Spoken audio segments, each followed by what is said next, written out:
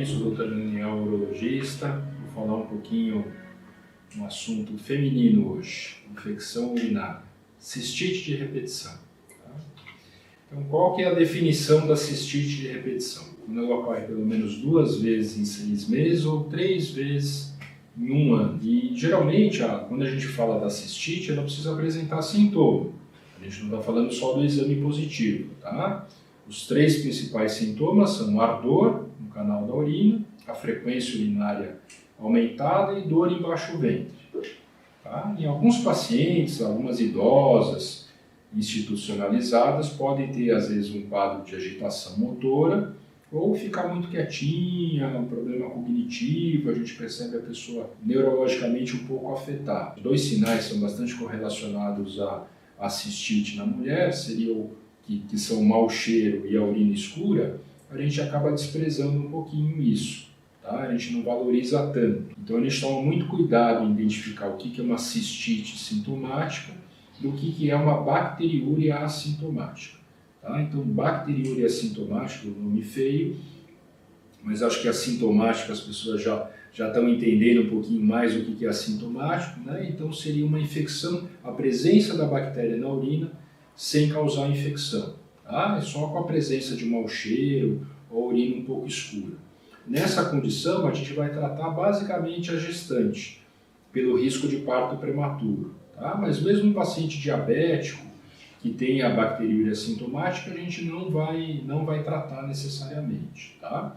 O bom senso indicaria que qualquer bactéria no sistema urinário, na bexiga, que deveria ter a urina estéril, não seria tolerável, tá? Mas diversos trabalhos já deixaram isso bem claro, que se você tratar essas bactérias com baixo potencial sintomático, na verdade você estaria favorecendo o aparecimento de até algumas doenças mais graves, tá? Eu falo que é a teoria do bom inquilino, tá? É aquele inquilino que você tem, que paga o aluguel em dia, um pouquinho mais barato, mas ele não faz bagunça, não faz festa, ninguém chama a polícia por conta dele. Então é preferível deixar aquela bactéria mais simplesinha ali ocupando espaço, do que de repente você remover ela e uma bactéria mais malvada, mais patogênica entrar ali. O diagnóstico ele é feito baseado no exame de urina e na urocultura. Tá? Então muitas vezes o paciente acaba procurando o pronto-socorro e só pela história clínica, reclamando que tem ardor, uma frequência aumentada, o plantonista acaba já empurrando um antibiótico. Tá?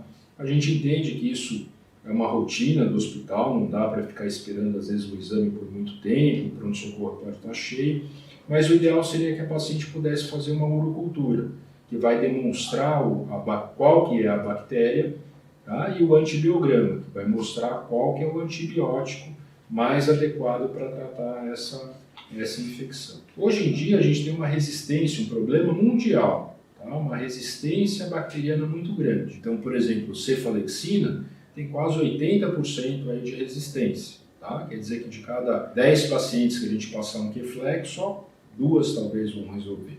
O Bactrim, 70% de resistência. O Cipro, que é muito utilizado, ou Norfloxacino, que é muito utilizado, metade dos casos. Tá? Então, muitas vezes essa infecção de repetição nada mais é que uma infecção que foi mal curada. Tá? Então, a gente brinca que o Bactrim, que era um blockbuster, que era um antibiótico que tratava tudo, de meningite, erisipela, que era muito fácil você decorar, estando num plantão, passou esse remédio, vai resolver tudo, então o Bactrim já não resolve mais. Então o Bactrim de 30 anos é o Cipro de 15 anos e provavelmente o Zinat, a Cefuroxima, deve ser o próximo antibiótico aí a perder a ação. Tá? Então sempre que a gente tiver a infecção urinária, a gente vai dar preferência para um antibiótico que tem uma alta concentração na bexiga, que é o órgão-alvo. Tá? Então não precisa ser um antibiótico forte, ele não precisa ser endovenoso, aplicar na veia, tá? Mas ele tem que ser um antibiótico focado naquele ponto. Os 2 que mais têm concentração na bexiga é a fosfomicina e a macrodantina. A fosfomicina até com uma posologia mais simples, é um pozinho que você toma 1 ou 2 doses, acaba funcionando muito bem. Então, toda vez que você puder ter um exame de cultura e ter um antibiograma, escolher um antibiótico mais simples. Tá? sem teorias de vamos internar paciente para tomar um antibiótico na veia mais forte, porque daí mata a bactéria e nunca mais volta, não tem jeito. É a mesma teoria de você lavar o cabelo hoje e achar que daqui a 2, 3 dias ele não vai estar sujo. Ou lavar toda a louça, deixar a pia limpa, daqui a 2, 3 dias a pia vai voltar a estar suja. Tá? Então, dar antibiótico forte ou alguma coisa assim não acaba resolvendo. Tá? Qual que é a origem da infecção? É sempre uma bactéria intestinal. Tá? 70% das vezes é Escherichia coli, E. coli, ou mais conhecido coliforme fecal. Não tem nada de errado a E. coli estar no intestino, é a nossa flora intestinal, ela nos protege de uma série de outras infecções que poderiam ocorrer no intestino, então acaba ocupando o lugar.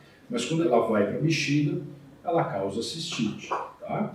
A infecção é sempre por via ascendente, ela não vem de um alimento que você come, ela não vem de um biquíni molhado, porque sentou na areia da praia, tá? Então ela vem do próprio intestino da mulher. Ela sai da região perianal, passa pela vagina, entra pelo canalzinho da urina e se instala ali na bexiga. Como a mulher tem a uretra mais curtinha, ela é um pouco mais propensa a ter infecção, tá? Do que o homem, que a uretra é um pouquinho mais longa. Tá? Uma pergunta bastante frequente é se a atividade sexual aumenta o risco da infecção. Né? Então a gente sempre fala que o marido, o namorado, o parceiro, ele não leva infecção urinária. Ele pode até trazer HIV, HPV, gonorreia, as piores doenças do mundo, mas a infecção não é culpa dele.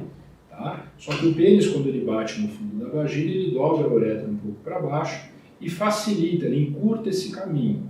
Tá? Então o caminho se torna mais curto para a bactéria poder entrar. Tá? Por isso que a atividade sexual aumenta o risco da infecção urinária. Por isso a recomendação, toda vez que tiver relação sexual, se puder fazer xixi depois, você vai lavar a uretra como se estivesse lavando a calçada com esguicho, você joga toda a bactéria para fora.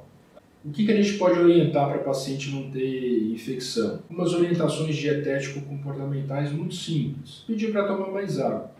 Tá? Então, quanto mais xixi faz, mais joga a bactéria para fora. É a mesma coisa, não segurar muito xixi. Então, às vezes algumas mulheres só fazem xixi em casa ou num ambiente mais seguro. Você fala, olha, tá no shopping, no consultório, no posto de gasolina. Não se iniba, tá? Faça xixi. Mais de 3, 4 horas sem fazer xixi, realmente aumenta o risco. Tá? Se a bactéria está no intestino, o ideal é ter um intestino em dia. Então, quem é constipada, a bactéria vai multiplicar com mais frequência. Então, vai ter mais risco de migração de bactéria. Então, tendo o intestino em dia, o risco de infecção é menor. Teve relação sexual, fazer xixi depois. E cuidado com a flora vaginal. Então, se tem um corrimento, uma feridinha, tudo que modifica a flora vaginal acaba perdendo a proteção. Como a gente faz o tratamento para cistite de repetição? Aí já o quadro, para tratamento da cistite, você vai usar um antibiótico adequado. Mas quando se torna repetitivo, geralmente você tem que fazer uma profilaxia com antibiótico. O ideal, por exemplo, pode usar a fosfomicina a cada 10 dias, você pode usar macrodantina uma vez à noite, tá? Por um período longo, às vezes até 6 meses de tratamento. Quando a gente percebe um vínculo com a atividade sexual, a gente pode usar um comprimido de macrodantina até 2 horas depois da relação. Isso acaba funcionando bastante. Tá? Mas daí a paciente tem que ter esse quadro do vínculo da atividade sexual com a infecção. As outras profilaxias que a gente pode usar, tem um fitoterápico, que é o cranberry, uma frutinha, que você toma em forma de comprimidos. Alguns pacientes perguntam, posso tomar o suco de cranberry? Teria que tomar 1,2 litros de suco de cranberry por dia para atingir o princípio ativo, que é uma proantocianidina, um PAC, tá? Que o ideal é que esteja em torno aí de 39 miligramas por dia. Então, muitas vezes o paciente trazido dos Estados Unidos, ou tem algumas marcas aqui no Brasil que tem uma variação de titularidade. Então, às vezes tem 500 gramas a 5%, 500 gramas a 10%, então ficar muito atento com relação à concentração do princípio ativo. Tem uma marca no Brasil que é a Cistera, que é uma boa marca, geralmente eu recomendo, tem o Urocran, mas o paciente fica à vontade para decidir, desde que a dosagem do princípio ativo seja efetiva. A segunda profilaxia não antibiótica é um imunoterápico, se chama Uluvaxon. É um liofilizado, é um pozinho, tá, da casquinha da bactéria. Então, toda vez que a bactéria entrar na sua bexiga, vai ter um soldadinho ali com a foto da bactéria. Então, a imunidade ela fica mais propensa a combater a E. coli. Só que você tem um efeito cruzado com outras enterobactérias. Então, ela acaba funcionando também para outras bactérias. É um tratamento longo, se faz por um ano, mas é em forma de comprimido, uma coisa simples também. Outro fato importante é a reposição hormonal local, principalmente as mulheres que estão na menopausa. Tá? Então ocorre naturalmente uma atrofia vulvovaginal, a flora vaginal muda, o pH se torna mais alcalino e mais propenso às infecções. Tá? Então a gente vai conversar com essa paciente, entender se ela tem algum impedimento de reposição hormonal, mas a ideia é uma reposição hormonal local. Não é sistêmica, é só na região do vestíbulo que a gente fala, onde vai dar uma proteção maior para esse quadro de infecção. Tá? A outra profilaxia, a gente pode trabalhar um pouquinho a parte intestinal, tá? Com os probióticos, com os lactobacilos, então muitas vezes a gente acaba orientando uma melhora do aparelho digestivo e isso consequentemente também vai trazer benefício aí para as infecções de repetição. O objetivo do tratamento é evitar que a paciente tenha cistite. Então, ela está trabalhando, ela está passeando e de repente tem que interromper tudo da vida dela para ir no pronto-socorro, precisa de uma receita para comprar o antibiótico, então muitas vezes acaba fazendo que ela falte ao trabalho ou interrompe alguma coisa que ela está gostando muito no cotidiano. Tá? Então a gente quer que ela evite esse quadro de infecção. E tentar utilizar o tratamento mais simples possível, às vezes modificando hábitos de vida, dando um antibiótico adequado, tá? Então, sempre que possível, fazer um controle, fazer um exame de controle, uma cultura, para ver se a infecção realmente foi embora. E um dos objetivos principais é evitar que essa cistite possa evoluir com uma complicação maior, como uma pielonefrite, uma septicemia, que é a preocupação talvez de muitos, tá? Então, fazendo essas orientações, a grande maioria das mulheres acaba ficando livre disso. A gente fala que é uma fase, tá? Que vai ocorrer em alguns picos na mulher, no início de atividade sexual, na fase do climatério ou da menopausa, né? Então a gente precisa ficar atento nesses momentos. Aí a gente fala que é uma fase, às vezes faz uma adaptação ou outra, usa um antibiótico adequado, faz uma profilaxia, essas infecções deixam de ocorrer. Tá? Era isso que eu tinha para falar sobre esse assunto. Gostaria de estimular vocês a enviarem perguntas, tá? Quero saber se vocês estão gostando do UDA através dos comentários, se tem alguma dúvida, se tem alguma sugestão. Então esse feedback é muito importante para a gente dar continuidade, para a gente manter esse canal aqui de comunicação. Muito obrigado.